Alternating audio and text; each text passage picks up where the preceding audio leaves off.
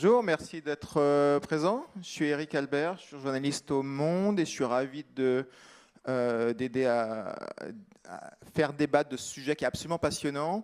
Donc, on l'a appelé réduire ici ou ailleurs, comment mieux décarboner, hein. L'idée étant, est-ce qu'on peut mieux décarboner dans d'autres pays ou plutôt en Europe. Juste quelques éléments de contexte. 2024, c'était l'année la plus chaude de l'histoire. 1,6 degré en gros en moyenne au-dessus de la moyenne pré-industrielle. 2023, c'était l'année la plus chaude juste avant. 2025 est en passe d'être un petit peu moins chaude que 2024, mais en gros, on va être la deuxième, troisième plus chaude année de l'histoire. Bref, l'objectif de 1,5 degré ne sera pas atteint, qui était l'objectif de l'accord de Paris. On va actuellement en route vers 2,8, 3 degrés, enfin quelque chose comme ça. C'est donc tout à fait inquiétant. Et en même temps, Donald Trump est au pouvoir à la Maison-Blanche et le changement climatique, c'est une invention, une fake news. D'après lui, voilà, c'est complètement faux, un canular. L'Union européenne a beaucoup rétropédalé sur le Green Deal. En France, il y a eu les gilets jaunes qui ont beaucoup refroidi le gouvernement. D'où la question, c'est vraiment une bonne question d'économiste, comment on fait pour décarboner, mais le moins cher possible, avec le moins d'impact économique possible. Et c'est vraiment de ça dont on va débattre aujourd'hui, où est-ce qu'on décarbone de la façon la plus efficace possible. Pour en parler, 4 personnes, la quatrième étant à Washington, et il doit être 5 heures du matin. Donc je ne sais pas si je vais vous présenter. Je vais commencer à ma droite avec Thomas-Olivier Léautier, parce que c'est vous qui avez eu cette idée de table ronde. Vous êtes ingénieur économiste, chef économiste du groupe Total Energy. Vous avez par le passé beaucoup travaillé à EDF, chef économiste du groupe, et vous étiez longtemps à la Toulouse School of Economics, et puis autrefois à Montréal et à Washington aussi pour McKinsey. À ma gauche, Stéphanie Mongeon, vous êtes professeure d'économie responsable du Master 1 Affaires internationales. Et puis, vous êtes aussi en charge du développement, vice-président de la responsabilité environnementale et sociale à l'université. Donc, vous êtes, de ce que j'ai compris, vraiment en charge d'aider à décarboner l'université elle-même, ou en tout cas à travailler là-dessus. Et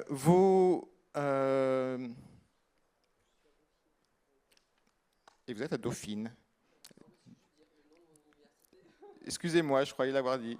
Il est 5 heures du matin, c'est à Washington, c'est Stéphane Straub de la Banque mondiale. Bonjour. Je vais vous présenter brièvement. Donc, vous êtes chef économiste pour les infrastructures à la Banque mondiale. Vous avez été professeur d'économie à la Toulouse School of Economics. Et à la Banque mondiale, précédemment, vous étiez notamment en charge du groupe de développement durable. Et puis, vous avez aussi vécu 10 ans au Paraguay, notamment comme entrepreneur et comme consultant privé. Et on reviendra vers vous tout à l'heure. Donc, l'idée originale de ce panel, c'est vous qui l'avez eu, Thomas-Olivier Léautier, notamment sur la base d'un article qui avait été écrit pour le FMI, article qui s'appelle « The Great Carbon Arbitrage ». Et j'aimerais que vous commenciez par nous présenter cet article et qu'est-ce que c'est que ce Great Carbon Arbitrage. Donc, merci beaucoup d'organiser cette conférence. Je pense que c'est un sujet important et merci à ceux qui sont là.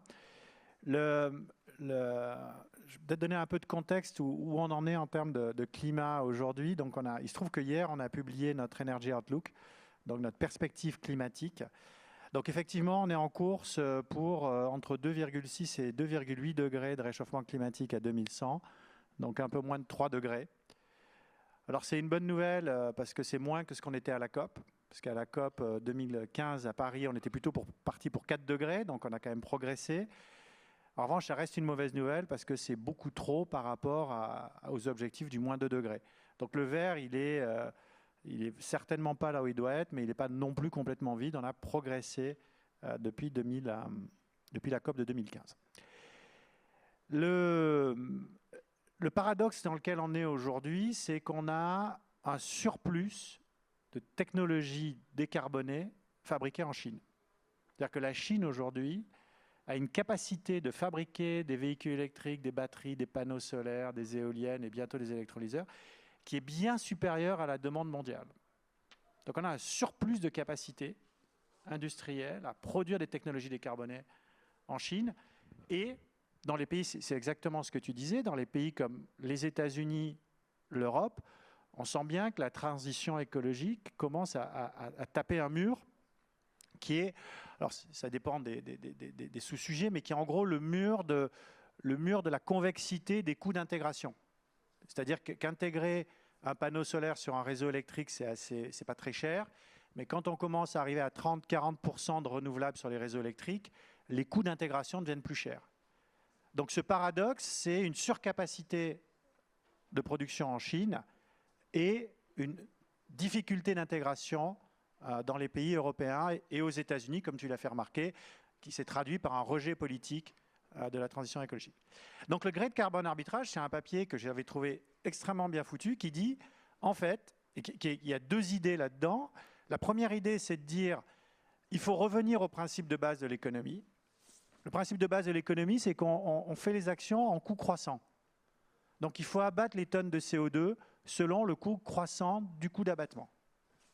Donc si aujourd'hui on a des tonnes de CO2 à abattre qui coûtent $60 la tonne en Inde, alors qu'en Europe, la prochaine, elle était à $1000 la tonne, eh ben, il faut commencer par faire les tonnes en Inde, on en fera 20 fois plus que d'aller les faire en Europe à $1000 la tonne.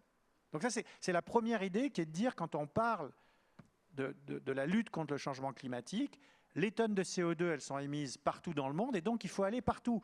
Il ne faut pas juste dire, ah ben moi je veux juste abattre des tonnes dans mon jardin parce que c'est ce que je regarde. En fait, les tonnes de CO2, elles sont partout, et donc il faut monter la courbe de coût comme ça. Et la deuxième idée du papier, que je maîtrise moi, et des gens comme Kathleen qui connaît mieux cette littérature que moi pour en commenter, c'est de dire, c'est dans l'intérêt égoïste de certains États et des États riches d'aller abattre ces tonnes de carbone dans les pays en voie de développement. Et l'argument, c'est de dire, moi ce que j'ai compris, mais Kathleen, tu pourras compléter parce que tu connais ça mieux que moi, mais en gros, les coûts du dommage, les dommages climatiques sont en gros proportionnels au PIB. Et donc, si vous êtes un pays riche, vous avez beaucoup à perdre d'avoir des réchauffements climatiques. Et donc, c'est dans votre intérêt économique égoïste d'aller chercher ces coûts de CO2, d'aller abattre ces tonnes de CO2 dans les pays en voie de développement. Et donc, c'est ce qu'ils appellent le Great Carbon Arbitrage, qui est de dire, ben, l'arbitrage, c'est d'aller chercher les coûts de CO2 là où ils sont, et en particulier dans les émissions, dans la production d'électricité à partir de charbon. Ça, c'est un fait avéré. Les émissions qui viennent du secteur de l'énergie, c'est à peu près 40 milliards de tonnes par an. Sur les 40, vous en avez 14 qui viennent de l'élec, et sur les 14, vous en avez 10 qui viennent du charbon. Donc brûler du charbon pour faire de l'électricité, c'est la plus grosse source d'émissions de CO2 dans le monde. Donc ce qu'ils disent, c'est qu'il faut aller chercher ces émissions-là, parce que souvent dans les pays en voie de développement, ce n'est pas très cher. Et c'est ça l'arbitrage, se focaliser là-dessus, plutôt que d'aller chercher des tonnes de CO2 locales, avec des biocarburants, avec des carburants de synthèse dans les avions, etc. etc. Donc ça, c'est l'intuition du papier. Et j'ai trouvé que c'était un bon débat. Juste qu'on comprenne bien, ça veut dire qu'il faudrait que la France ou l'Allemagne paye l'Inde pour fermer des centrales à charbon. C'est ça que ça veut dire? C'est exactement ça. En fait, c'est même au niveau... alors après, la décentralisation du mécanisme, c'est de dire aux compagnies aériennes, on vous a demandé de réduire vos émissions. Le mandat qu'on vous a donné, c'est de mettre 5% de biocarburant à 2030. En fait, on ne précise pas la manière dont vous allez le faire. Ce que vous pouvez très bien faire, c'est aller financer en Inde des panneaux solaires qui vont remplacer des centrales au charbon, ou bien les centrales existantes, ou bien les centrales à venir. Donc, il faut un mécanisme de vérification. Mais comme ces émissions vont coûter 10 fois moins ou 15 fois moins à réduire, ben ça coûtera, pour atteindre le mandat qu'on vous a donné, ça coûtera 10 à 15 fois moins. Donc, on peut le faire avec les compagnies aériennes, c'est l'exemple le plus clair, mais avec toutes les industries chez nous, enfin toutes les sources d'émissions qu'on a chez nous, on peut, au lieu d'aller réduire localement, mettre un mécanisme d'offset et aller les réduire là où c'est le moins cher aujourd'hui. Ça, c'est l'intuition du papier. Alors, j'aimerais qu'on commence par faire répondre Stefan Straub, parce qu'il a eu, la gentillesse de se lever à 5 h du matin et il est en visio, ce qui est plus difficile. pour intervenir. Merci. Bon, écoutez, il y a eu un petit bug au début. Je n'ai pas entendu tout le début de l'intervention, mais bon, on en avait discuté avant. Donc déjà, je m'excuse de ne pas être avec vous, mais comme on en avait parlé avant, prendre l'avion, faire Washington-Lyon en avion pour un débat sur la décarbonisation, c'était peut-être pas un très bon signal. Donc du coup, j'ai pas si mauvaise conscience que ça. Peut-être juste, il y a plein de choses à dire sur ce débat, et puis c'est intéressant parce que moi je viens du même endroit que Thomas Olivier. J'ai été du côté recherche pendant longtemps, et maintenant je suis à la Banque mondiale, donc j'ai une perspective un petit peu différente. Et du coup, je vais essayer plutôt que de rester sur l'aspect académique, d'éclairer un peu la question avec ce que j'apprends maintenant du point de vue plus pratique, on va dire. Et je pense qu'il y a 3 éléments.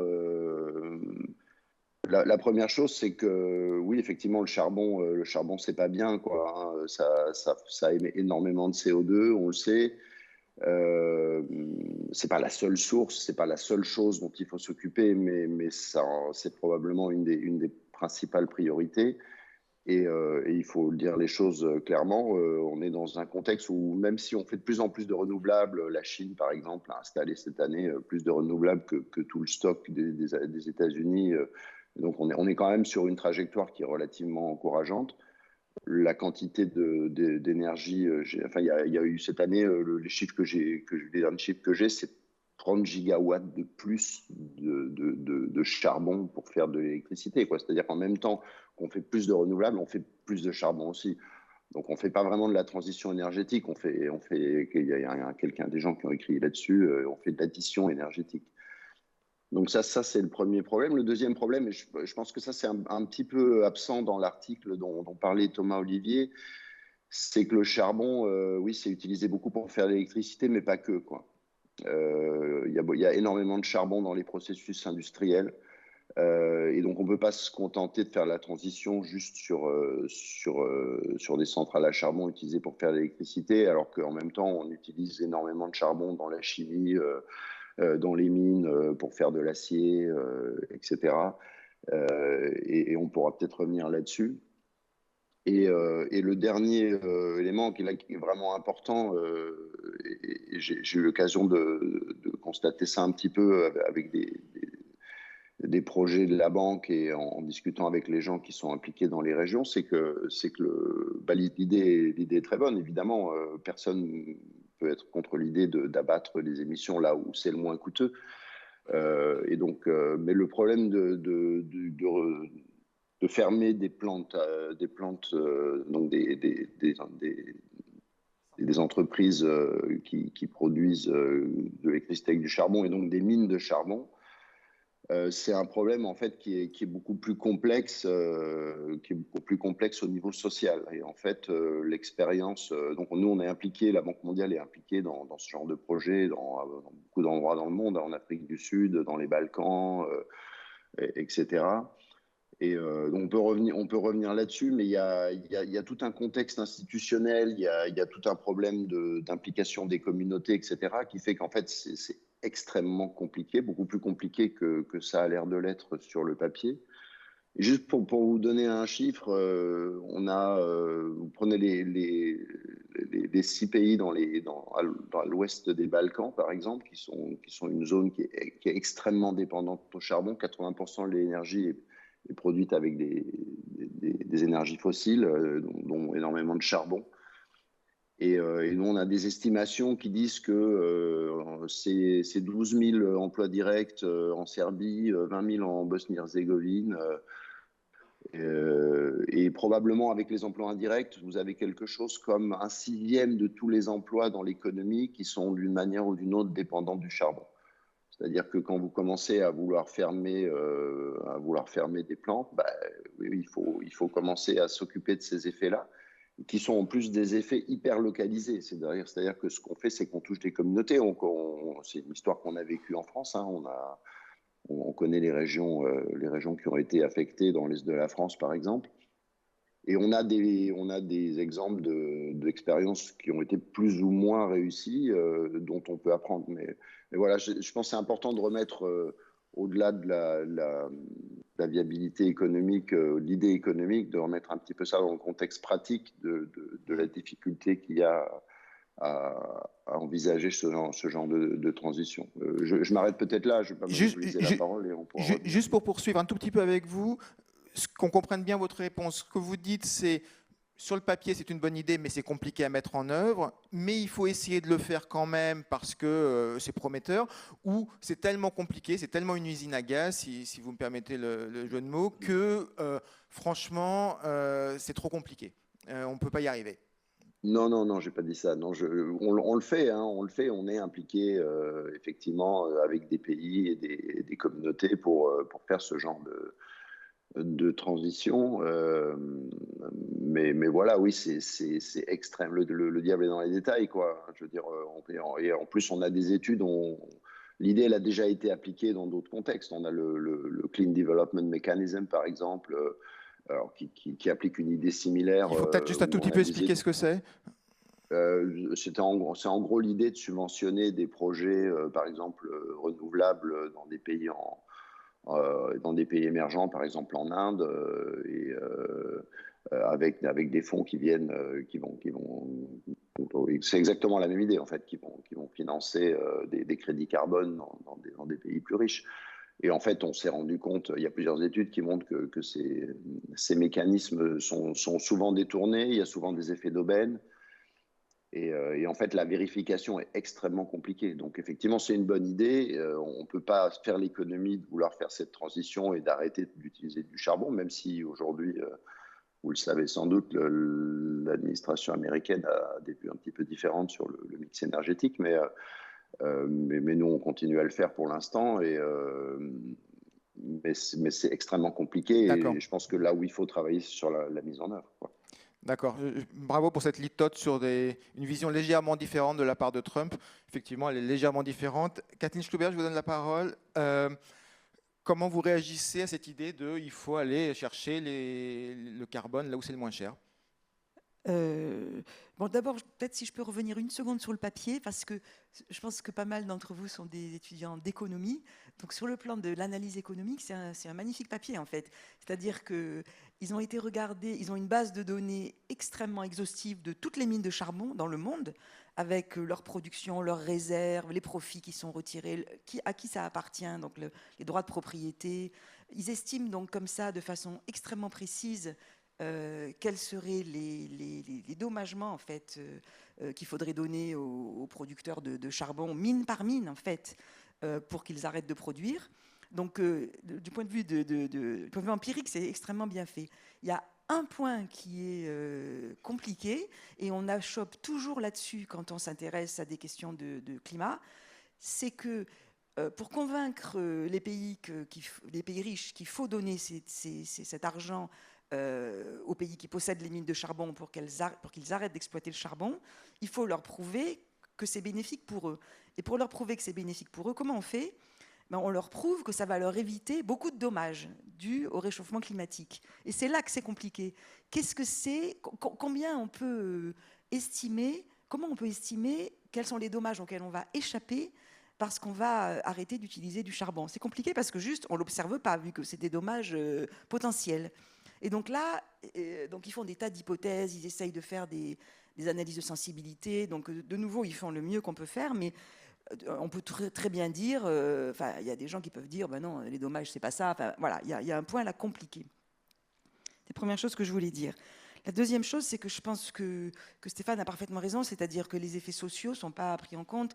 Et effectivement, on voit très bien que fermer les mines de charbon, ça met au chômage en fait des gens qui sont assez difficiles à requalifier. C'est quand même difficile de prendre un mineur d'une mine de charbon et puis de le faire devenir autre chose, quoi, de le faire changer de métier.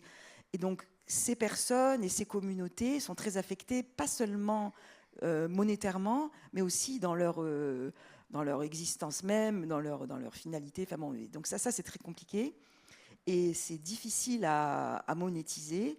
Bon, ceci dit, je pense qu'on ne peut pas échapper à essayer de faire quelque chose pour le charbon. C'est ce que j'allais dire. Les mines de charbon, on les a fermées au Royaume-Uni, en France. Ça a été Là, ça a été douloureux, compliqué, hein. extrêmement douloureux. Vous allez dans le nord de l'Angleterre, c'est encore une catastrophe, Ouais. dans certains endroits. Ouais. Mais enfin, il a fallu passer par là. Il faut en passer par là. Ouais.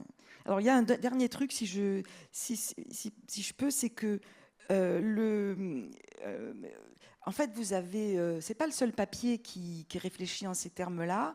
Vous avez d'autres analyses en fait qui essayent de regarder, par exemple pour les États-Unis, si le gouvernement américain aurait intérêt à investir pour diminuer les émissions de carbone chez lui ou dans les pays en développement. Et en général, ces analyses trouvent toujours que les investissements dans les pays en développement sont beaucoup plus rentables, en effet, parce qu'ils sont beaucoup moins coûteux, et ils permettent donc de réduire la même quantité d'émissions à moindre coût. Donc ça, c'est vraiment une constante de la littérature économique. Le problème, c'est que, encore faut-il trouver les bons mécanismes pour que, effectivement, comme disait Stéphane, pour qu'on n'abuse pas, enfin, que ce ne soit pas détourné, que les réductions d'émissions aient vraiment lieu, etc. Donc, c'est un peu compliqué pour ça. Et deux, c'est compliqué aussi parce que les gouvernements sont réticents, alors aux États-Unis maintenant c'est parfaitement clair, hein, mais sont quand même réticents à aller payer des choses ailleurs, quoi. Enfin, on voit bien aux États-Unis, ils se sont complètement repliés sur l'intérieur de l'Amérique. Vous ne pourriez jamais faire voter aux États-Unis d'aller faire des gros programmes de réduction des émissions en Inde. Ça n'existe juste pas.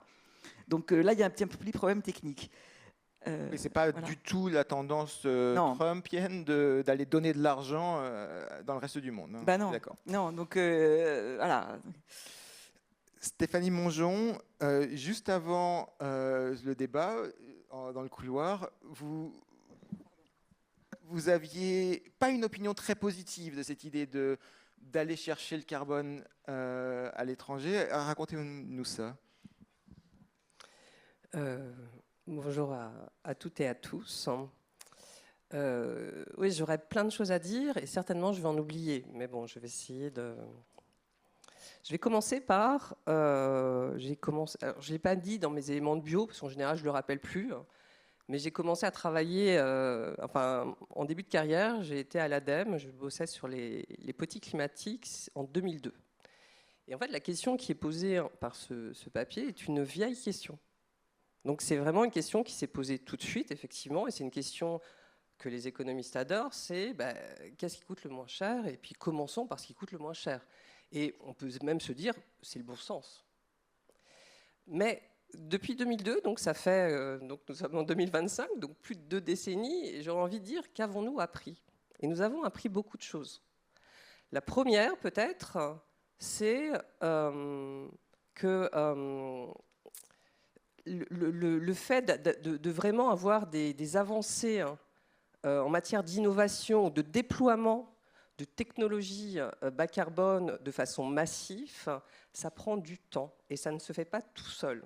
Et j'ai en tête la capture et la séquestration du charbon. Du carbone. Du carbone. Donc c'est une technologie qu'on peut en fait...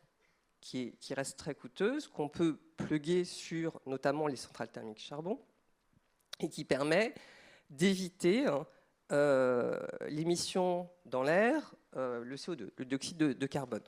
Et après, il faut un réseau de transport et on le met en sous-sol. Donc ça, c'est une technologie qui a été annoncée au début des années 2000 en série dans les scénarios 2020. Donc en série, ça veut dire que dans notre imaginaire, dans nos modèles, on pensait que toute nouvelle centrale thermique, alors charbon bien sûr, et peut-être même gaz et ou au fourneau, enfin, vous voyez, dans l'industrie sidérurgique, allait être accompagnée de ce dispositif. Ça n'est pas du tout le cas. Donc nous sommes en 2025 et on continue à en parler. Moi, je suis économiste, donc je vais poser la question en disant mais on en est où cette technologie? Est-ce que vraiment elle est faisable ou pas? Oui, mais elle est très chère. On est sur des pilotes encore vraiment très intéressants, mais pour le moment, ce n'est pas déployé. Si cette technologie avait été déployée sur chaque centrale qui sortait de terre, notamment en Chine, déjà la situation serait bien meilleure. Ça n'est pas le cas. On parle beaucoup d'hydrogène les défis en matière d'hydrogène sont colossaux. C'est-à-dire que l'hydrogène, on sait faire, mais ça pose encore beaucoup de problèmes. On perd beaucoup d'énergie quand on transforme, quand on produit cet hydrogène et quand on réutilise cet hydrogène pour le produire, pour produire de l'énergie. Et là, il y a énormément de choses à faire. Et donc, on voit qu'il va falloir, et c'est un peu le deuxième point que je voulais dire, c'est-à-dire que notre cible, c'est la neutralité carbone.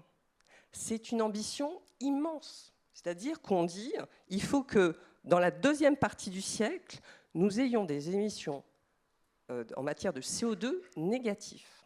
Négatifs. Donc, et il faut... En fait, le modèle économique qui va être compatible avec cette neutralité carbone reste encore, alors économique et technique, reste encore à inventer. On a des idées, on sait à peu près comment faire, mais en fait, reste encore à vraiment produire, à démontrer. Et c'est là que l'enjeu est de l'Union européenne, je pense, il y a un enjeu dans l'Union européenne, c'est de démontrer que ce modèle est possible. Si on n'arrive pas à le démontrer, je dirais, au reste du monde, et alors la Chine aussi peut-être va le démontrer, hein, donc, mais on a un problème. C'est-à-dire qu'on ne saura pas faire la neutralité carbone qu'on a visée, tout le monde a signé dans l'accord de Paris, ça. Donc c'est quelque chose qui reste à faire. Donc si on commence à dire, OK, on relâche la pression pour aller décarboner, ce qui est une bonne idée, hein. Moi, bien sûr, on me dit moins de charbon, plus de renouvelables. Bon, ce n'est pas complètement substituable un pour un, hein, mais pourquoi pas, très bien, il y a des choses à faire, effectivement, ça peut être très intéressant. Mais si ça se fait au prix où on lâche la pression de notre côté pour faire émerger en fait, ce modèle, on a des bribes, hein, on a des renouvelables, des déploiements. La Chine... intéressant, parce que certainement, elle a quand même en partie ça dans le viseur. Donc, ça se passe maintenant. Nous sommes en 2025 et il va falloir le produire à un coût, entre guillemets, raisonnable. Je ne sais pas trop ce que je mets derrière ce terme raisonnable, mais vous voyez, un coût économique raisonnable.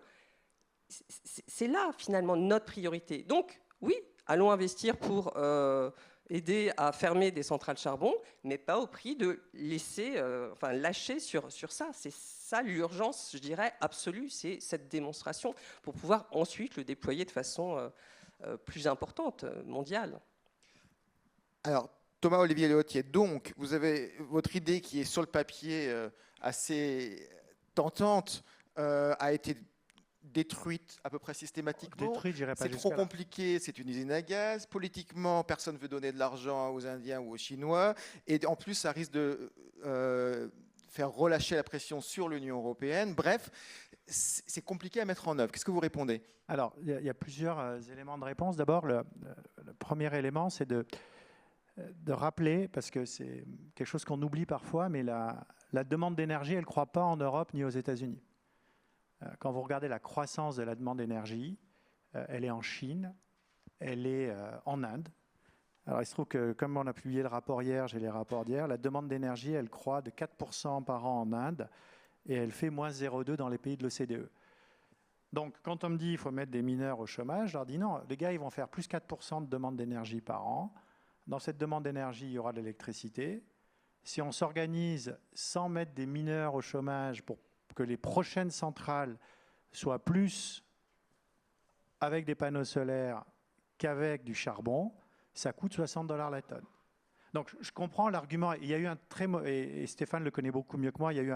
Ça a merdé. Il y a eu un problème en Afrique du Sud. Ils ont essayé de fermer une mine de charbon dans un mécanisme de transition. Je crois que ça s'est très très mal passé. Donc effectivement, il y a des tas de problèmes sociaux qui sont associés à la fermeture des mines qui ne sont pas faciles à résoudre. Donc le premier point, c'est de dire attention, il y a fermer les centrales existantes, mais il y a aussi ne pas construire les prochaines.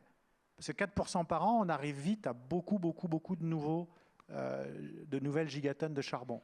Donc l'enjeu, c'est aussi de regarder devant, de regarder la croissance, et donc de dire ces centrales qu'on aurait pu construire, on va les remplacer par des moyens décarbonés. Donc ça, c'est le premier point. Le deuxième point, qui est un point important, et que je fais, en fait, à chaque fois que je viens au GECO, je fais le même point, ce qui prouve que la répétition étant la mère de la pédagogie, ça ne mange pas de pain. il faut bien qu'on se rende compte que l'Europe, c'est compliqué pour nous en ce moment. On n'a plus d'énergie primaire, et on n'a aucune technologie décarbonée. Les technologies décarbonées, elles sont faites par les Chinois. Les véhicules électriques, c'est les Chinois qui les font. Les panneaux solaires, c'est les Chinois qui les font. Les batteries, c'est les Chinois qui les font. Les électrolyseurs, les Chinois s'y mettent. Les éoliennes, les Chinois s'y mettent. Donc, la notion de dire l'Europe, on va construire un modèle et on va montrer au monde, en vrai, aujourd'hui, les seuls qui ont construit des chaînes de valeur, c'est les Chinois. Donc il faut se regarder dans le miroir, avoir l'honnêteté de se regarder dans le miroir et dire qu'est-ce qu'on va montrer au monde. Et nous, fort de ce constat, moi je suis un économiste de base, je dis, on a en Europe le coût social, en Europe, de faire rentrer des véhicules chinois qui nous permet de décarboner notre transport, c'est l'emploi dans l'industrie automobile. Ce n'est pas le coût du véhicule chinois. Le coût du véhicule chinois, il n'est pas cher parce qu'il y a une surcapacité en Chine. Donc faire rentrer des véhicules chinois, c'est le coût économique en termes de coût d'automobile, il n'est pas très cher par rapport à un véhicule thermique. Le vrai coût, c'est le coût de l'emploi. De décarboner notre système électrique en Europe. Alors en France, on n'a pas de problème, on a du nucléaire. Mais dans les autres pays d'Europe qui utilisent encore du thermique, le vrai coût, ce n'est pas le coût de faire rentrer des panneaux photovoltaïques, parce que ça, ce n'est pas cher à nouveau. Le vrai coût, c'est d'intégrer sur un système électrique des sources intermittentes. Et ça, c'est quelque chose qui est coûteux et qu'on ne sait pas faire, qui prendra des dizaines d'années avant d'arriver à le faire. Donc, quand on regarde la réalité des coûts, et des coûts qui sont très convexes, là, on a beaucoup d'économistes, donc un truc qu'on comprend bien, c'est que les coûts sont convexes. Quand on regarde la réalité des coûts de là où on est, moi, j'irais même un tout petit peu plus loin, je veux dire, si on veut vraiment décarboner, et si nous, en tant qu'Européens, on veut faire un vrai effort de décarbonation, le réalisme nous amène à reconnaître que c'est très convexe chez nous, et que les tonnes, elles sont beaucoup moins chères ailleurs. Alors, ce n'est pas forcément facile, ce n'est pas complètement évident, ça demande des efforts, ça demande un mécanisme de vérification, ça demande de l'accompagnement. Mais même si ça coûte que 10 fois moins cher dans les pays en voie de développement, c'est ça l'exemple européen. C'est dire on veut décarboner, on veut être zéro émission nette, et si c'est beaucoup moins cher ailleurs, il faut le faire, parce que nous, ça devient très convexe pour nous. Stéphanie Mongeon, est-ce que pour répondre à ça, le mieux n'est pas l'ennemi du bien. C'est-à-dire que oui, dans un monde idéal, il faudrait inventer un nouveau modèle avec de l'acier décarboné, avec du ciment décarboné. La vérité, c'est que c'est compliqué, c'est cher et que c'est moins cher d'aller le faire ailleurs.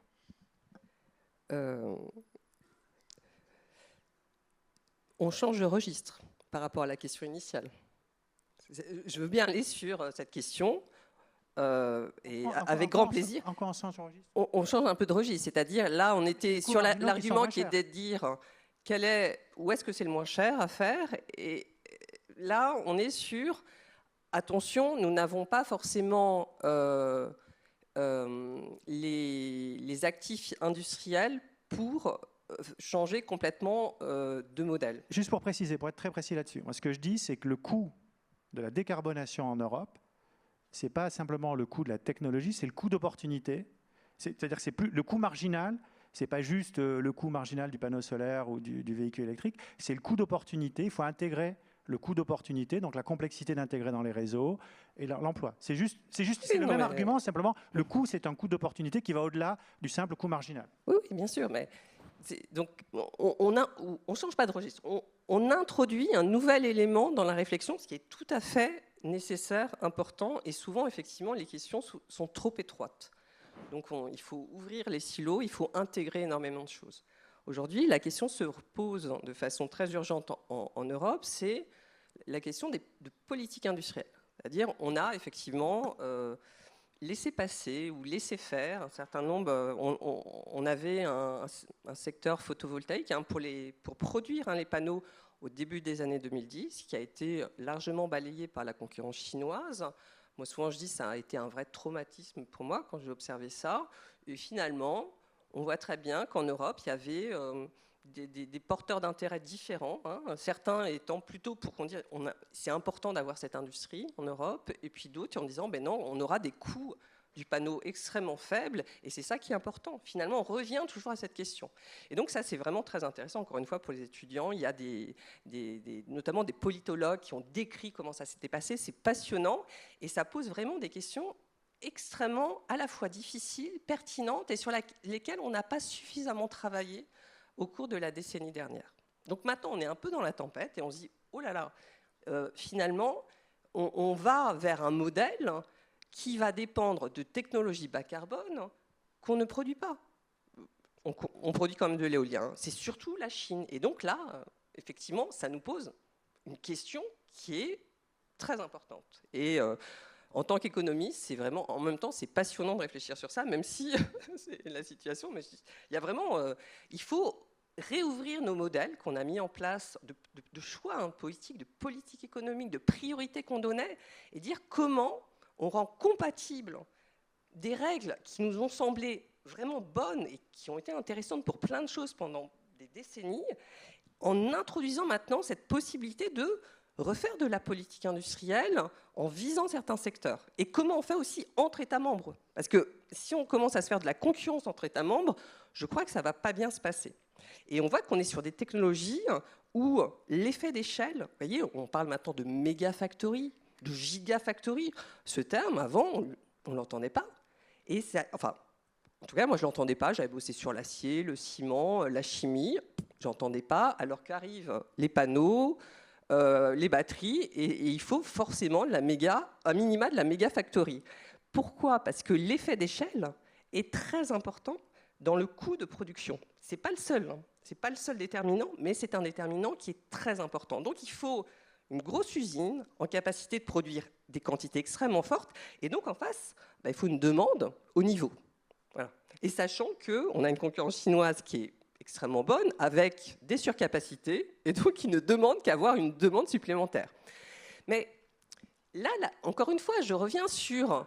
quand on parle de neutralité carbone, souvent, moi, ce que je dis, la neutralité carbone n'a de sens qu'à un niveau planétaire. Après, quand on réduit l'échelle géographique, c'est qu'est-ce qu'on compte et qu'est-ce qu'on ne compte pas.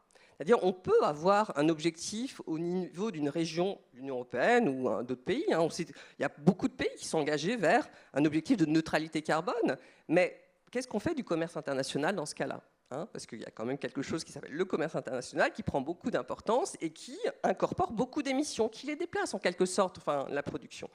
Et donc, la neutralité, c'est-à-dire, c'est quoi le zéro net pour l'Union européenne si on peut faire des règles, enfin des petits calculs. On dit, alors, on a permis de faire moins X millions de tonnes ailleurs, donc on va se les compter. Mais in fine, on ne va pas viser la neutralité carbone si on fait ça. Vous voyez, il y a quelque chose où... Et les coûts sociaux, je suis d'accord, c'est une question qui est vraiment extrêmement importante. On voit que... encore une fois, moi je pense qu'on n'a pas suffisamment travaillé depuis 15 ans. C'est-à-dire une industrie, parmi les industries européennes, et notamment en France, qui restaient assez importantes, il y avait l'industrie automobile. Et or, faire des voitures thermiques ou faire des voitures électriques, ça a juste, alors rien à voir, c'est pas tout à fait exact. À la fin, on fait la même chose, mais au début, ce qui correspond au cœur de la voiture, on ne sait pas faire. Et donc, changer de modèle industriel, c'est très compliqué. Mais je dirais que les coûts sociaux, à un moment, c'est dire, on les aura aujourd'hui ou demain. Il va falloir répondre à comment on change notre modèle industriel, parce que je pense qu'il faut garder de l'industrie. Comment on se répartit les cartes entre États membres, c'est une question qui me semble importante. Si on commence à se faire concurrence entre les gigafactories, on n'y arrivera pas, on n'a pas la demande suffisante. Et donc, oui, il y aura une question des coûts sociaux, mais je ne vois pas en quoi aller décarboner ailleurs, ça va nous faire gagner 10 ans. Mais in fine, on aura le même problème. C'est-à-dire qu'à terme, il y a plein de questions autour du véhicule électrique, mais si on pense que dans notre modèle technologique et économique, la mobilité individuelle ou même transport de marchandises, c'est un peu moins vrai, mais le véhicule électrique, c'est qu'à terme, on va fermer la production, enfin on va arrêter la production de véhicules thermiques. Donc on peut se dire on va gagner 10 ans, mais dans 10 ans, il nous se posera la même question. Et encore une fois, je reviens au début des années 2000, moi j'ai appris ça, de me dire, à un moment, il faut y aller. Mais après, il ne faut pas le faire trop vite. C'est un peu ça, quoi. C'est dire comment faire. Je ne dis pas non, mais allons-y, faisons. Je rappelle que la Commission est en train de proposer moins 90% de réduction d'émissions de gaz à effet de serre pour 2040. Moi, j'avoue que ça me pose question, je vais le dire comme ça. Presque trop ambitieux. D'accord. Je voulais juste donner la chance à Stéphane Stroop de répondre. Je ne sais pas, c'est plus difficile pour vous en vidéoconférence d'intervenir. Est-ce que dans tout ça, il y a quelque chose qui vous fait réagir? Qu'est-ce que vous vouliez rajouter? Non, je disais, je pourrais réagir. Il y a beaucoup de sujets qui sont sur la table. Je ne sais pas trop par où commencer. Juste entre parenthèses, je suis surpris par les chiffres de Thomas Olivier sur la consommation énergétique, parce que moi, ce que je vois ici, c'est quand même que la consommation énergétique aux États-Unis est en train d'augmenter de manière considérable, en particulier à cause des nouveaux data centers et de la consommation pour tout ce qui est intelligence artificielle. Donc, je pense qu'on va... Alors peut-être qu'en Europe, avec la croissance faible, c'est surtout en ELEC. C'est surtout en ELEC parce que là, alors moi, je vais te donner les données sur les 10 dernières années, mais effectivement, sur l'ELEC aux États-Unis, tu vas avoir quelque chose d'un peu différent. Mais l'énergie, il y a autre chose que l'ELEC. Mais tu as raison, sur l'ELEC, oui, bien sûr. L'ELEC aux États-Unis, ça va monter, c'est une source de nouvelles de demande. Tu as raison. Ouais. Donc voilà, je ne sais pas, il y a beaucoup de choses sur lesquelles on peut réagir. Mais est-ce que cette idée qui est si on fait ça, on se défausse et on dessert la pression sur les industriels européens, par exemple, est-ce que c'est quelque chose avec lequel vous êtes d'accord?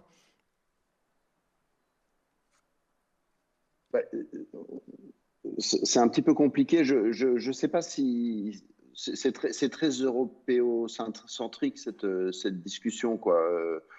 Je veux dire, on est quand même une toute petite fraction des émissions et du produit industriel et économique mondial, quoi. Donc, je ne sais pas si c'est la bonne manière de le regarder. La pression sur les industriels européens, elle existe déjà. Il y a déjà plein de régulations sur un certain nombre de secteurs. Donc, après, l'acier est essentiellement produit en Chine et en Inde. Je ne suis pas sûr que ça soit la manière dont je le formulerai.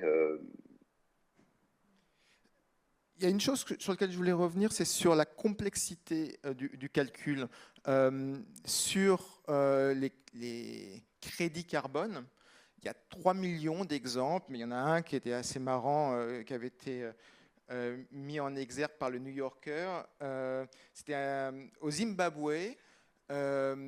Une entreprise qui s'appelle South Pole Holding qui fait du crédit carbone et qui a donc demandé, s'il vous plaît, ne coupez pas tel hectare de forêt et si vous ne le coupez pas, c'est du crédit carbone et donc on pourra le vendre ailleurs. Pour essayer de calculer ça un peu bien, ils avaient fait cette parcelle et puis ils avaient une parcelle témoin pour voir comment ça fonctionnait. Puis au bout de quelques années, ils se sont aperçus que, pas de chance, la parcelle d'à côté avait été moins coupée que la parcelle officielle. La réaction de South Pole Holding a été de dire surtout ne dites rien, continuez à vendre vos crédits carbone, c'est pas grave. Et puis ils se sont fait prendre la main dans le sac finalement quand même. Et ça a été un des nombreux scandales. Mais si on pousse même la logique, la tentation, c'est d'aller couper la parcelle témoin pour montrer qu'on a moins coupé dans la parcelle non témoin, et on crée du crédit carbone comme ça, mais c'est absolument pas bon pour la planète. Enfin, donc on voit bien comment, quand je parlais d'usine à gaz, on voit bien comment mettre en place ce genre de crédit carbone, ça va être extrêmement compliqué. Les Chinois qui veulent vendre de l'acier non carboné, d'un coup, tout l'acier vient d'électricité fait dans les Trois Gorges avec le barrage hydroélectrique. C'est assez magique, alors qu'ils continuent à produire à charbon. Donc, ça va être horriblement compliqué à appliquer, non?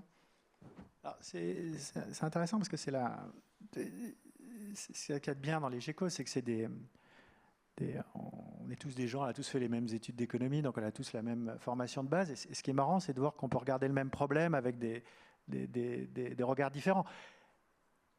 Je vous dis, moi, l'écart entre ma centrale au charbon, donc je ne parle pas des arbres, je parle de la centrale au charbon et les émissions en Europe, c'est de 1 à 20.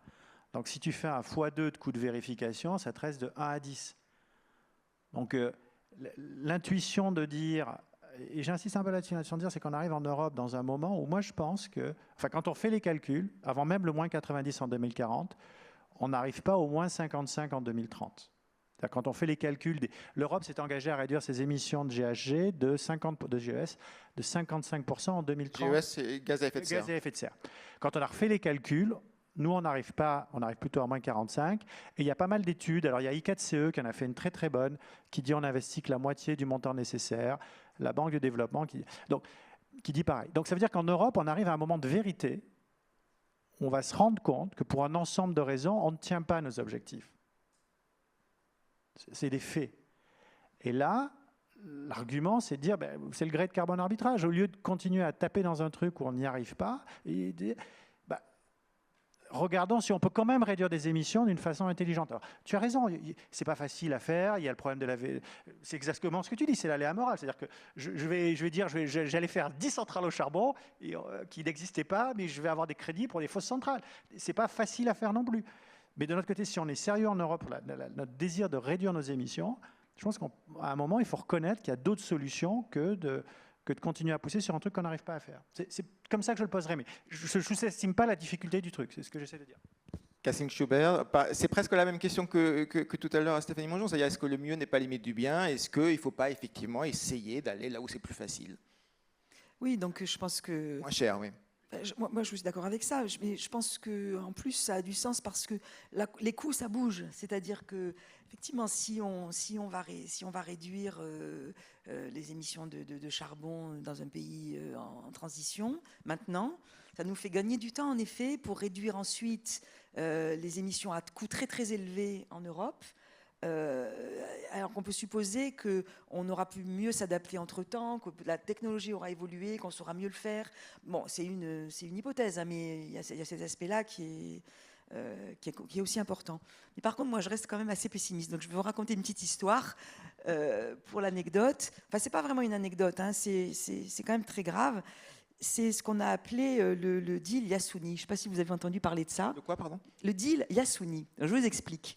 Donc, c'est en Équateur, dans les années 2005, je pense, ou 2006, 2007. On a découvert sous le parc national Yasuni, c'est un peuple autochtone de l'Équateur. On a découvert sous cette forêt, en fait, beaucoup de pétrole. Et donc, alors peut-être que je vous raconte mal, hein, mais bon, en gros, l'histoire, c'est ça. Et donc, le président de l'époque, le président de l'Équateur, Rafael Correa, qui était peut-être un visionnaire de l'environnement, a proposé aux pays riches, au monde, en fait, de ne pas extraire le pétrole à condition que les pays lui le compensent pour la moitié de la valeur de ses réserves. Il faut savoir que l'Équateur, c'est un pays extrêmement pauvre. Donc pour eux, le pétrole, c'est une manne. Donc mettre sur la table la possibilité de ne pas utiliser cette manne pour des raisons environnementales, c'était énorme en fait. C'est un truc qui a été vu nulle part ailleurs. Hein. Et donc il a attendu des années et l'argent n'est pas arrivé. Les pays n'ont pas abondé le fonds. Et donc à la fin, ils ont extrait le pétrole. Donc moi, ça m'a épouvanté en fait. Et donc pour moi, c'est la preuve qu'en fait, c'est très possible d'aller réduire ailleurs, mais juste, on ne le fait pas. Voilà, on ne le fait pas sauf pour des petites choses. Et on ne le fait pas parce que réticence politique, comme vous le disiez, ou parce que quoi? Parce qu'on ne veut pas payer. C'est une question de qui va payer. Et personne n'est prêt à donner 40 milliards. Enfin, peut-être un peu les Norvégiens. Les Norvégiens avaient proposé de donner. Un peu les Américains à l'époque, mais maintenant, bon, c'est terminé. Et donc, c'est beaucoup d'argent, en fait. Donc, on est prêt à financer des petites choses, changer les fourneaux sur lesquels les femmes kenyanes cuisinent. Hein. Ça, on est prêt à le faire. Mais pour les grands trucs, le compte n'y est pas, quoi. Et je crois que ça se voit très bien dans les COP. On n'arrive pas, en fait, à sortir cet argent. Et donc, moi, c'est ça le point qui me... Donc, même si c'est moins cher ailleurs, en fait, c'est quand même trop cher. Voilà. Il y a un point sur lequel que je voulais rappeler, c'est on parle des émissions de l'Union européenne ou de la France. En France, 56% de l'empreinte carbone, ce sont des importations. En partie, c'est aussi de la délocalisation et c'était de la fuite carbone.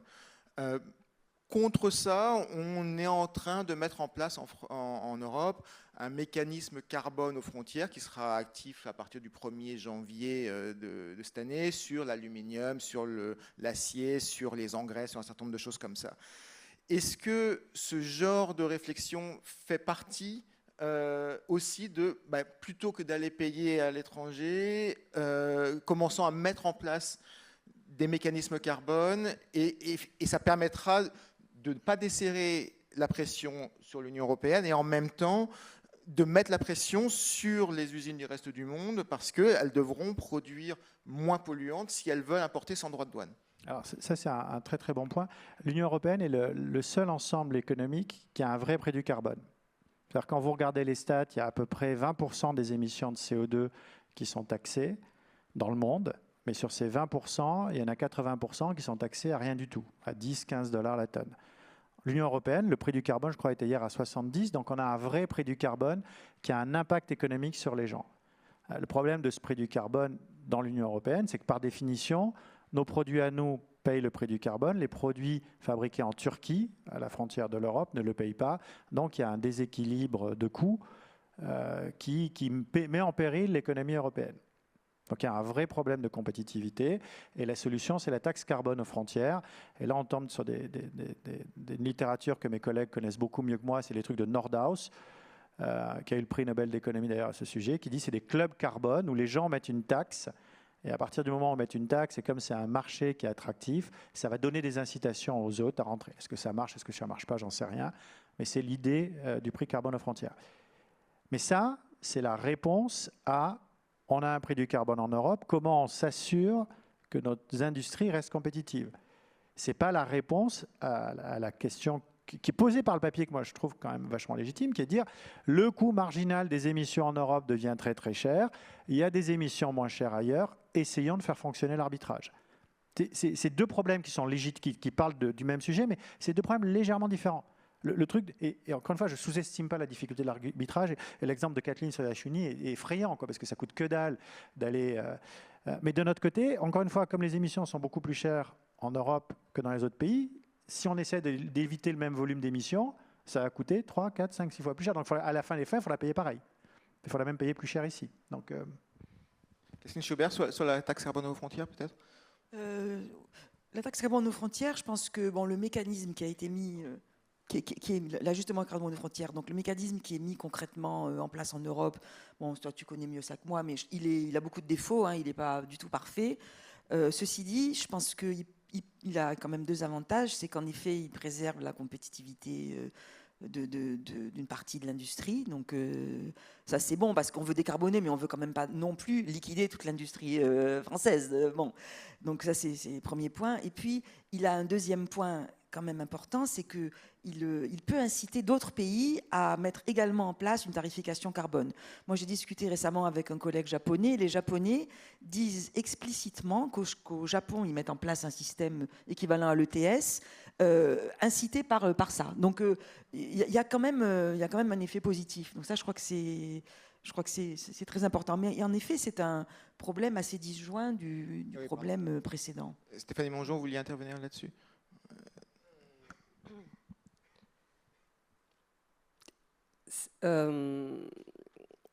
Juste pour resituer, l'ajustement carbone aux frontières, c'est pas vraiment fait pour préserver la compétitivité, c'est fait pour imposer une contrainte similaire à des producteurs, qu'ils soient dans l'Union européenne ou ailleurs. Donc c'est vrai que le résultat, c'est que nous allons payer plus cher nos produits, qui sont très émissifs. Et ce qui est attendu un peu en économie, c'est que la demande se reporte, aille vers des produits qui vont être moins émissifs.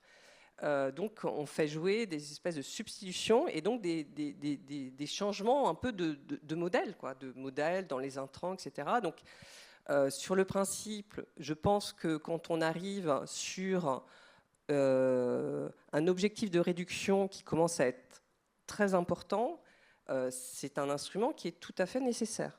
Parce que j'aimerais quand même revenir sur on va peut-être réussir seulement à faire du moins 45%. C'est vraiment une question qui est importante, c'est-à-dire, on voit qu'il y a, alors je ne sais pas si je vais appeler ça des paliers, je ne suis pas sûre que ce soit ça, mais au début, réduire, ce n'est pas trop cher. En économie, on a ce qu'on appelle, en économie de l'environnement, la Marginal Abatement Cost Curve, et on représente au début, si chez vous, vous devez baisser un peu votre consommation énergétique, vous le faites, vous trouvez, c'est pas trop cher. Puis à un moment, voilà, vous faites moins 15%, ça on y arrive. Puis après, on doit aller vers le moins 30%. Alors là, c'est plus compliqué. Alors vous changez des équipements, donc vous y arrivez, c'est un peu plus cher, mais ça va. Puis à un moment, ça devient très cher. Et je rappelle toujours de dire, c'est que notre cible, c'est la neutralité. C'est pas moins 45% ou moins 60%, c'est émissions négatives en matière de CO2. Deuxième partie du... Et ça va très vite, c'est-à-dire c'est demain la deuxième partie du siècle. Donc, mais c'est un pari un peu fou, hein. Moi souvent je dis on fait un pari un peu fou, mais rappelons, voilà, l'augmentation, tu disais Kathleen, les dommages que ça va impacter, et donc qu'on essaye d'éviter, qui sont colossaux. Enfin, on commence à toucher du doigt les problématiques sur l'eau, enfin c'est... Voilà. Donc, quand on commence à s'intéresser à ce sujet, je crois que vraiment, je vous invite, essayons, soit vous l'avez vécu, des proches, là, même chez nous, on commence à toucher vraiment du doigt, on y est, et ça va être bien pire, bien pire. Donc, on joue, voilà, on joue ça, on joue pour les générations, enfin pour nous, mais aussi surtout pour les générations futures. Donc, c'est OK, on arrive à faire moins 45. Et là, on se heurte à peut-être un mur de la convexité, mais et pas justement. La question, c'est de dire comment on passe ce mur. Et donc, et je voudrais juste préciser, je dis, il faut continuer à serrer la contrainte. C'est pas seulement sur des industriels sur lesquels on dit il faut que tu continues la décarbonation profonde. Il faut que ce soit vraiment une alliance entre les pouvoirs publics, les pouvoirs territoriaux, les industriels. Là, on a vraiment un défi qui est colossal. Et dernier point, je m'arrête là, c'est assez rapide. C'est vrai que si de mettre un objectif très ambitieux en termes de réduction aboutit à, alors on va le faire rapidement, mais fermer notre industrie, notamment lourde, on n'aura rien démontré. Au contraire. Et en l'occurrence, l'industrie lourde, je rappelle, vous faites un tour de cette salle, vous voyez, il y a de l'industrie lourde partout. Donc dans tous les objets du quotidien, c'est de l'acier, de la plasturgie, du ciment et tout. Enfin voilà, toutes nos sociétés sont construites pour ça. Donc elle est là la question. Et c'est vraiment le nœud. Et moi, je n'ai pas de réponse simple, mais il faut vraiment se remonter tous les manches, enfin surtout nos cerveaux, et puis se dire et y aller quoi. Et essayer à la fois de continuer à avoir une pression, mais avec des aides. Les industriels ne vont pas seuls pouvoir répondre à ça. Les enjeux technologiques et économiques sont colossaux. Juste un chiffre, et Kathleen, je sais pas, vous voulez répondre. Un chiffre pour redonner un petit peu des ordres de grandeur. En France, les émissions territoriales ont baissé de 33% depuis 1990. Avec les importations, elles ont baissé de 13%. Donc on a fait, sans doute, effectivement, ce que vous disiez, le plus facile, le moins cher, et on rentre dans le dur.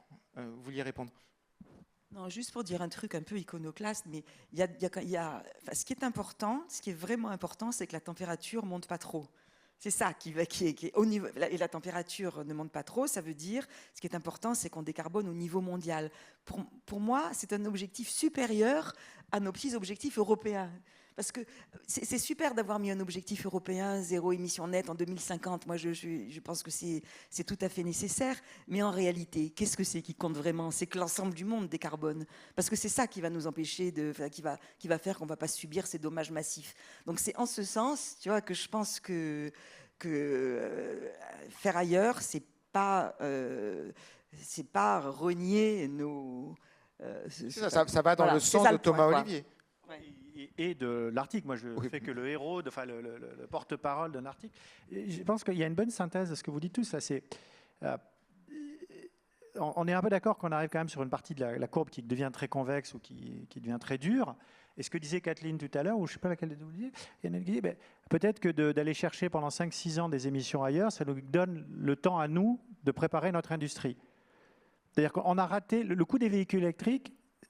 Les Chinois sont en avance sur nous. Donc on a 3 possibilités. 1, on n'électrifie pas le parc automobile. 2, on prend des véhicules chinois aujourd'hui et dans ce cas-là, on ferme nos industries, c'est 10% du PIB. 3, on va chercher des émissions ailleurs et ça nous donne 10 ans de plus pour que notre industrie automobile se décarbone et prenne des... Alors, là où tu vas me dire, oui, mais on a déjà essayé ça 5 fois et ça ne marche pas. Mais de notre côté, les 2 premières solutions, elles ne sont pas vraiment acceptables non plus. L'industrie automobile, on leur a donné pas mal d'années. 2035, la fin de la vente des véhicules thermiques, ça fait combien de temps que c'est annoncé? Alors ça, c'est le coût classique, c'est ce que d'ailleurs tu as dit, c'est les entreprises ont énormément de mal à changer de technologie. L'exemple que nous, on a vécu, Kodak,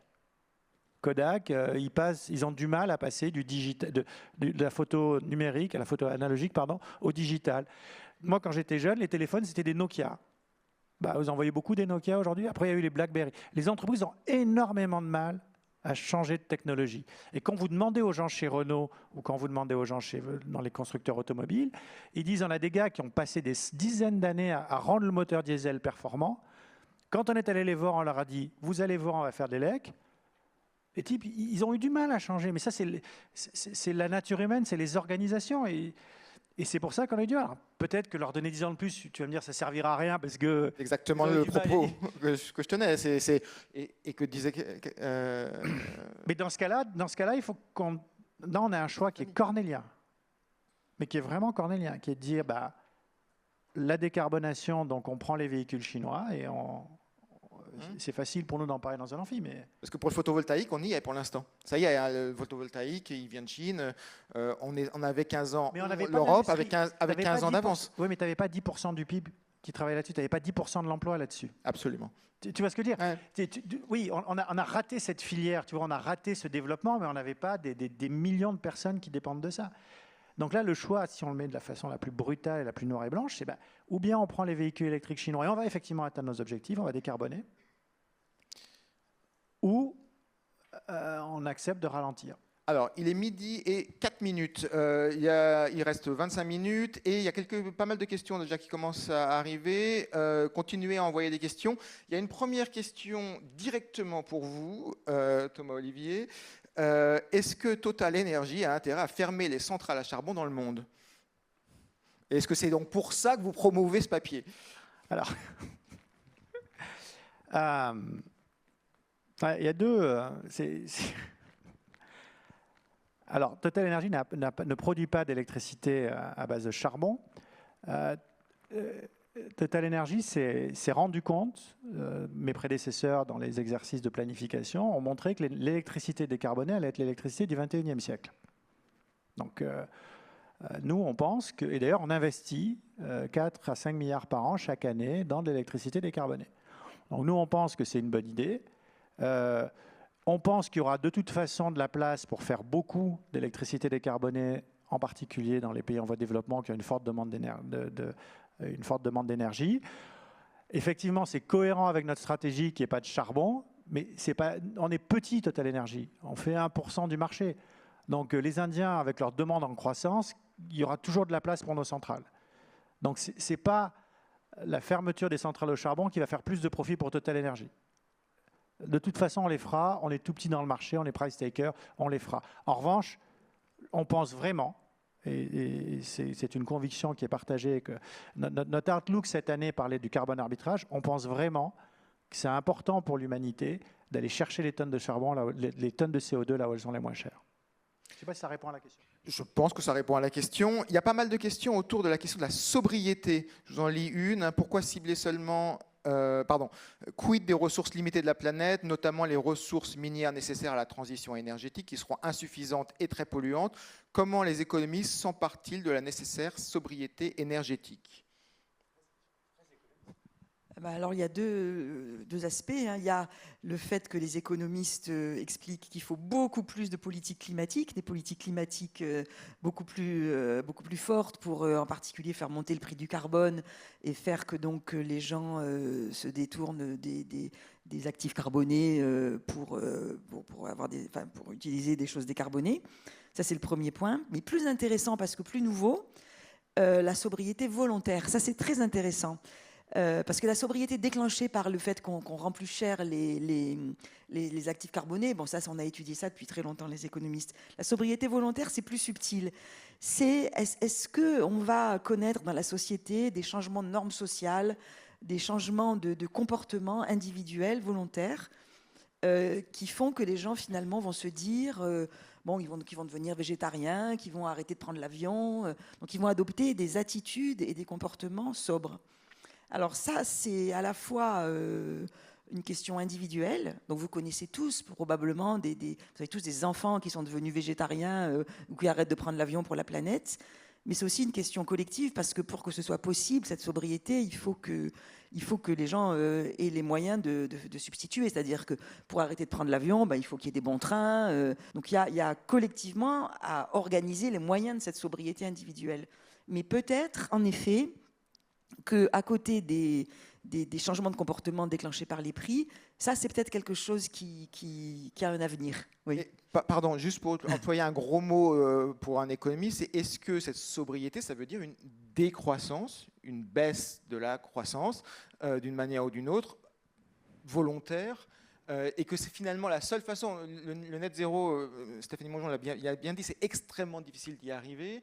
Est-ce qu'on sait y arriver autrement que sur cette logique qui était on va aller le faire là où c'est le moins cher, est-ce qu'on sait faire sans décroissance? De toute façon, vous n'allez certainement pas vendre la décroissance aux émergents, enfin aux gens qui sont pauvres. Hein. Donc ça, au niveau mondial, non. Par contre, la question de la décroissance pour les pays développés se pose un peu différemment. Mais moi, mon avis là-dessus, c'est que quand on parle de sobriété, là on parle de sobriété carbone. Ce qu'on a envie d'arrêter, c'est de consommer des biens carbonés. Ce n'est pas la décroissance généralisée de toute la consommation. Enfin, je pense que c'est quand même très différent.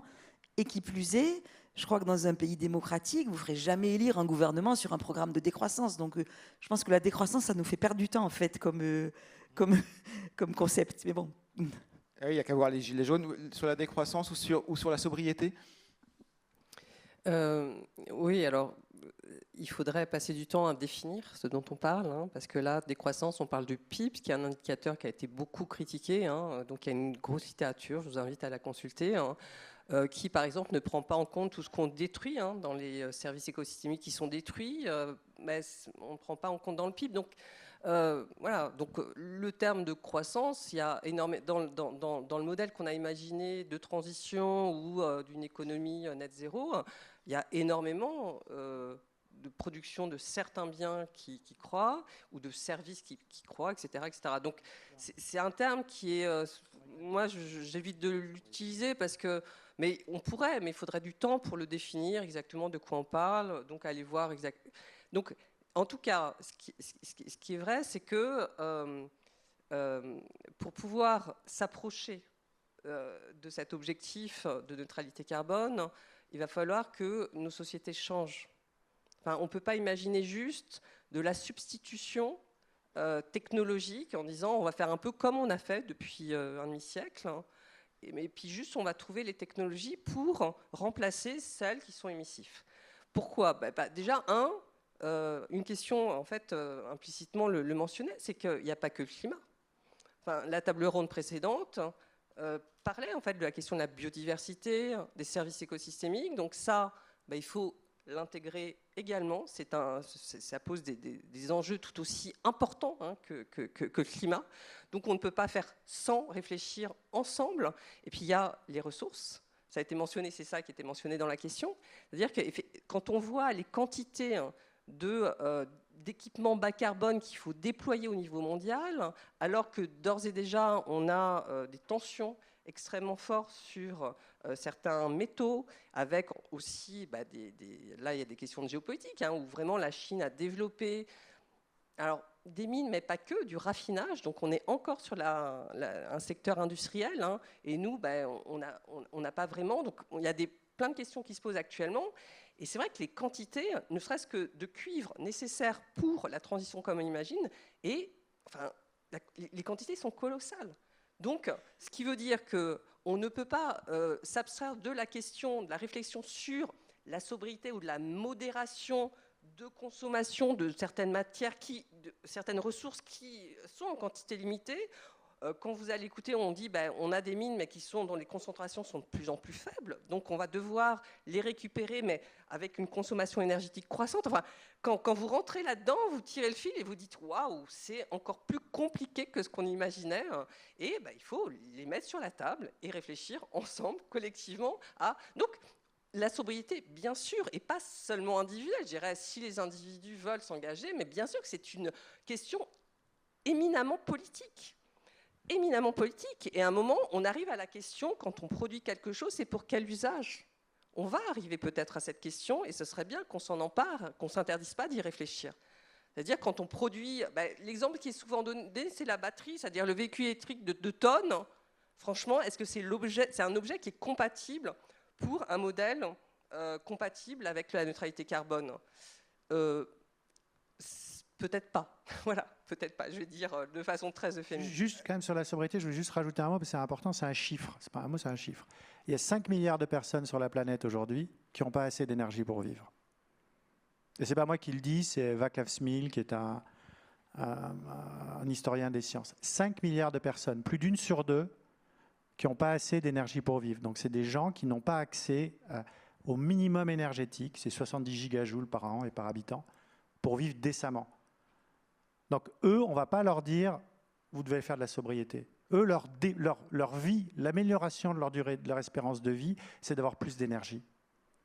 Donc il faut bien séparer quand on parle de sobriété. Notre problème à nous, on a beaucoup d'énergie, et pour la moitié des humains, ils n'ont juste pas assez d'énergie, et de loin. J'aimerais redonner la parole de l'autre côté de l'Atlantique, à Stéphane Straub. Je suis désolé, c'est difficile d'intervenir en vidéoconférence. Est-ce que vous avez des réactions sur tout ce qu'on a dit? Oui. Allez-y. Oui, tout à fait. Oui, non, mais c'est vraiment le bon moment, parce que je pense que là, ce qui a été dit, c'est... Enfin, je vais rebondir là-dessus. Effectivement, le débat sur la sobriété, il est intéressant. Mais il faut réaliser qu'il y a dans le monde 600 millions de personnes qui n'ont même pas accès du tout à l'électricité. Il y a 50% de la population du globe qui n'est pas à proximité d'une route tout terrain, tout temps, sur laquelle ils peuvent circuler quand il pleut, par exemple. Il y a 2 milliards de personnes qui n'ont pas l'eau et l'accès à des technologies d'assainissement correctes. Et donc aller expliquer à ces gens-là qu'il faut faire de la sobriété. Alors oui, on peut parler du contenu, des choses qu'on consomme, mais bon, il faut être sérieux. Alors, au-delà de ça, ce que je voudrais dire, c'est que ce qui est intéressant de réfléchir, c'est qu'à partir de là, on peut se dire, on va effectivement, et nous on y travaille, on a en ce moment un programme qui s'appelle Mission 300, dont l'objectif est de connecter 300 millions de personnes au réseau électrique en Afrique d'ici à 2030. On fait des routes, on fait des corridors, on fait etc. Si vous faites on a fait des calculs assez simples. Si vous faites des calculs, vous regardez ce que ça va impliquer de connecter ces gens et d'amener les gens en Afrique et dans la plupart des pays de revenus bas et moyens à un niveau moyen, même pas au niveau des États-Unis, pas au niveau de la France, mais au niveau moyen des pays de revenus élevés. Qu'est-ce que ça implique en termes juste de construction de routes, de réseaux électriques, etc. Rien que le matériel, le ciment, l'acier, l'aluminium, etc., le matériel qu'il faut pour faire ça, c'est déjà les 3/4 de notre budget carbone pour rester sous 2 degrés. Donc, je veux dire, on ne peut pas faire l'économie de cette question, ça nous ramène un peu à la question du début, on ne peut pas faire l'économie de cette question de comment on fait pour que l'acier qui est produit à 80% en Chine, en Inde et en Indonésie, au Vietnam, soit bas carbone et soit compatible avec ces objectifs-là. Sinon, évidemment, on va exploser nos objectifs. Et c'est un débat qui dépasse largement le contexte européen. Après, je voudrais aussi, et c'est une manière de revenir un peu à la question du début, je voudrais être un peu plus positif parce qu'on est quand même, on est un petit peu, tout ça est assez pessimiste. Moi, je ne suis pas si pessimiste que ça. Vous voyez, ce qui se passe, c'est que oui, c'est difficile. Oui, c'est des fois des usines à gaz. Oui, c'est institutionnellement compliqué de mettre en œuvre ces mécanismes, mais on n'a pas le choix. Donc le travail qu'on fait nous, par exemple, à la Banque mondiale, mais que font d'autres banques multilatérales, etc., c'est travailler sur des preuves de concept. On a des mécanismes financiers, on émet des bons pour effectivement financer de la déforestation, avec des mécanismes incitatifs où les paiements se font que si on a une vérification. Demain, on espère pouvoir faire ça sur la mise en œuvre d'un chemin de fer dans un pays du Moyen-Orient, par exemple, qui serait déjà, en termes de carbone évité, quelque chose de beaucoup plus conséquent. Est-ce que c'est facile? Non, c'est pas facile. Est-ce que c'est quelque chose qu'on va arriver à faire dans les 2 ans? Peut-être pas, mais voilà, on y travaille. Et sur les aspects sociaux, c'est pareil. Voilà, on n'a pas le choix de faire cette transition. On met en place des mécanismes institutionnels. Il y a des échecs, on apprend des échecs. Il y a dans certains pays où effectivement ça ne s'est pas fait de manière particulièrement simple ou forcément rapide. Mais bon, on y travaille. Donc voilà, je ne voudrais pas qu'on soit si négatif. On n'a pas le choix. Effectivement, on doit travailler à réduire ces émissions essentiellement là où elles vont exploser, c'est-à-dire dans les pays émergents, hein, pas en Europe. Hein. Et ça, on va le faire avec des mécanismes innovants, petit à petit. Et il y aura des échecs le long de la route, quoi.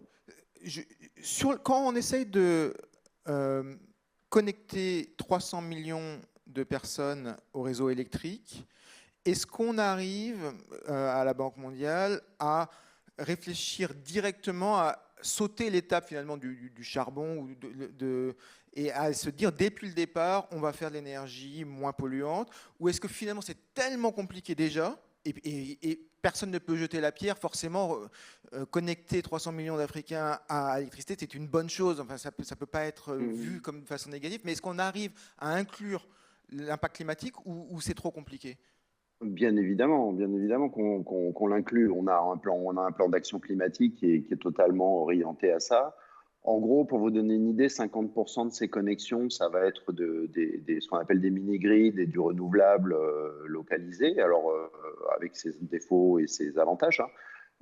Mais en même temps, même si c'est du réseau électrique, ce qu'il faut comprendre, c'est qu'on va, dans certains pays, remplacer des barges qui sont amarrées près de la côte où on produit de l'électricité avec du charbon par l'hydroélectrique, par des centrales à gaz, par des choses qui sont quand même moins polluantes. Alors, vous allez me dire, le gaz, c'est pas fantastique, peut-être, mais aller expliquer à un pays africain qui a des réserves de gaz, qui ne doit pas les utiliser parce qu'il faut qu'il fasse du renouvelable ou que du renouvelable, c'est très compliqué aujourd'hui. Donc voilà, oui, évidemment qu'on a ces objectifs climatiques et donc on est sur un mix qui progressivement va devenir plus propre. Et l'autre élément qui est important de comprendre, c'est que pour beaucoup de ces pays, faire plus de renouvelables, c'est aussi plus de sécurité énergétique. C'est-à-dire que c'est gagnant-gagnant. Hein. C'est plus de sécurité énergétique et à terme, c'est aussi de l'énergie qui est moins chère. Parce qu'aujourd'hui, le renouvelable, effectivement, grâce aux panneaux solaires chinois, etc., est devenu très souvent moins cher. Alors évidemment, après, il y a des frais d'installation, etc. Et le dernier élément, c'est que c'est également, et ça c'est quelque chose sur lequel on est on est très attentif en ce moment, c'est aussi des industries sur lesquelles la quantité de main-d'œuvre qui est nécessaire à l'installation, à la maintenance, est relativement importante. Donc il y a un potentiel, si vous voulez, de recyclage de gens qui vont sortir de secteurs qui progressivement vont diminuer à être intégrés dans ces secteurs-là. Encore une fois, ce n'est pas facile.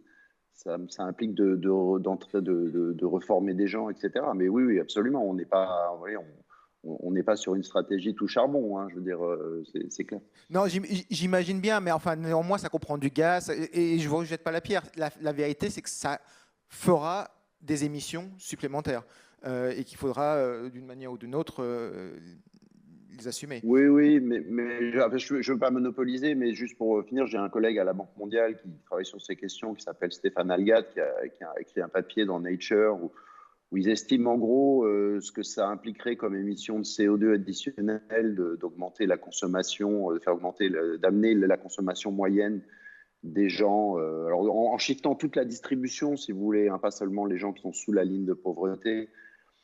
Et en fait, ça reste relativement marginal, quoi. C'est pas ça qui va faire exploser les émissions mondiales, quoi. Donc, faut pas se tromper de problème non plus. D'accord, merci. Parmi les questions du public, il y avait notamment la question de est-ce que aller payer l'Inde pour fermer une centrale à charbon, c'est pas néocolonialiste? Est-ce que quelqu'un a envie de répondre à ça? Alors celle-là, justement, c'est une bonne question parce que on en a parlé. Alors c'était un truc à l'école des mines. Il y avait le master de l'école des mines là, sur Nadia Maizi, son master sur l'économie de la transition, et je suis intervenu et il y avait beaucoup d'Africains. C'était le thème justement de la transition énergétique dans les pays d'Afrique. Et effectivement, il y a c'est quelque chose auquel je n'avais pas pensé, mais l'exemple qu'ils ont donné, c'était de dire on a de nous forcer à changer pour résoudre vos problèmes, c'est un peu effectivement de nous néocoloniser. Et j'y avais pas pensé, mais je l'ai entendu d'eux et ça m'a frappé parce que moi je disais mais c'est super, C'était sur la cuisson, vous savez la cuisson GPL, là, au lieu que les petites filles passent leur temps à ramasser du bois pour aller faire la cuisine et qu'elles n'aillent pas à l'école et qu'en plus ça enfume chez eux. On donne du GPL et ils disent ah non, vous nous imposez votre technologie à vous, ça va trop vite par rapport à ce qu'on veut. Donc il y a un vrai sujet de relation nord-sud sur comment on amène ça. Donc c'est pas trivial du tout. Autre question, et c'est intéressant parce que ça revient souvent. Si les gouvernements ont du mal à engager les procédures, ce qu'on disait, qu'est-ce qu'on peut faire d'autre à d'autres échelles, collectifs, population? Un peu dans le même genre de question, il y avait quelqu'un qui disait mais pourquoi on ne parle pas tout simplement de réduire la vitesse sur les autoroutes à 110 km/h? C'est imbattable comme coût marginal de réduction de CO2, non? Alors, mais Gaulier qui a fait le calcul. Alors c'est ça sur le coup lisez le bouquin de Christian Gaulier là-dessus. Il a fait le calcul. Je crois Christian Gaulier, c'est un économiste de la Toulouse School of Economics. Et alors? Non, mais juste pour le dire. D'accord. Non, mais c'est un économiste. Non, mais donc il a publié un bouquin qui s'appelle Le coût de l'inaction climatique. C'était pas une critique. Non, mais justement, qui est très bien. Et je crois que lui, il a fait ce calcul-là. Il a cité des papiers. Je crois que c'était pas 2000 € la tonne ou un truc comme ça dans son bouquin. En fait, c'est hyper cher parce qu'on n'économise pas tellement. Donc, c'était juste pour rebondir sur le point qu'il faut faire gaffe qu'il y a des trucs qui ont l'air intelligents mais qui ne le sont pas vraiment. Et qu'est-ce qu'on peut faire d'autre à échelle plus petite? C'est quelque chose qui revient beaucoup dans les débats à chaque fois qu'on parle d'environnement, de changement climatique, parce que ça paraît tellement gigantesque, tellement compliqué, que qu'est-ce qu'on peut faire concrètement? Qu'est-ce que vous faites concrètement? Je pense que à l'échelle individuelle, je pense que pour réussir la transition, il faut agir sur tous les leviers possibles et imaginables en même temps, en fait. C'est ça le truc. C'est-à-dire que le pas à franchir est tellement grand qu'il faut y aller partout. Donc, en effet, les actions individuelles ont un rôle à jouer. Donc, on ne peut pas espérer réussir la totalité de la transition juste par la somme des actions individuelles, ce qu'on peut appeler les petits gestes individuels, mais ça fait partie, en fait, des choses... Alors, dans les études qu'on a, le plus efficace quand même, c'est arrêter de manger de la viande rouge, très clairement. C'est vraiment ça le gros truc. C'est ça qui permet de baisser beaucoup les émissions individuelles. Bon, mais il y a d'autres choses. Hein. Et je crois que voilà, c'est. Donc plus de bœuf, plus de porc. C'est de la viande rouge. Le porc, je sais pas. Moi, je mange pas de viande, donc je sais pas. Plus de bœuf, je crois. Le porc, je sais pas. Je vais répondre un peu différemment. Qu'est-ce qu'il faut faire? Il faut mettre en cohérence l'ensemble de nos politiques au vu de l'ambition qu'on a. Et pas que sur le climat. Et je pense qu'une action qu'on pourrait faire individuellement, c'est aller un peu embêter nos politiques. Je suis sûre que si on avait le temps, et si on demandait, est-ce que vous avez des idées de décisions politiques ces dernières années qui vous semblent peu compatibles, voire en contradiction avec l'objectif que nous avons en matière climatique, de biodiversité, eh bien, vous en trouverez. On en trouverait facilement beaucoup. Et donc, je pense qu'une action qu'on peut qualifier d'individuelle, mais qui a un lien, bien sûr, avec le collectif, c'est d'aller expliquer à nos politiques, apparemment, qui ne comprennent pas, que là, il y a quand même un sujet, c'est-à-dire qu'en prenant cette décision, ça va rendre plus difficile, finalement, l'atteinte de nos objectifs. Moi, ça me saisit maintenant, j'ai beaucoup de mal devant mes étudiants, je montre les contradictions entre les politiques, dans des champs différents, des décisions, dans les priorités économiques qu'on met, en disant ça, est-ce que ça vous semble conciliable, contradictoire ou en tension avec un objectif qu'on aurait en matière climatique, de protection de la biodiversité, etc., etc. Et ça, cet exercice, il faut le faire à titre individuel et il faut demander aux personnes qui sont là pour ça de le faire. Je doute que ce soit vraiment le cas. Voilà.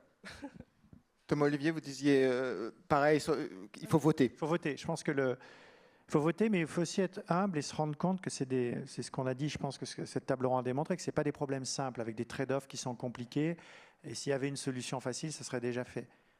Mais le vote est quand même un levier dont on dispose tous, qui nous permet de demander à nos élus qu'est-ce qu'ils ont comme il y a des trade-offs compliqués à faire, qu'est-ce qu'ils proposent. Et ça, je suis un peu d'accord je suis même très d'accord avec toi, il n'y a pas beaucoup de réponses concrètes.